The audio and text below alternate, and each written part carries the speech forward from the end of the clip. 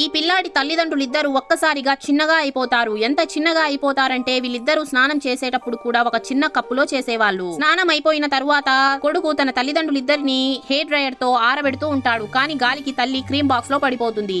అప్పుడే కొడుకు ట్రిమ్మర్ తో నాన్న జుట్టు మొత్తాన్ని కట్ చేసేస్తాడు. అప్పుడే తన తల్లి కాళ్ళకి దెబ్బ తగిలిందని కొడుకు మందు రాస్తాడు.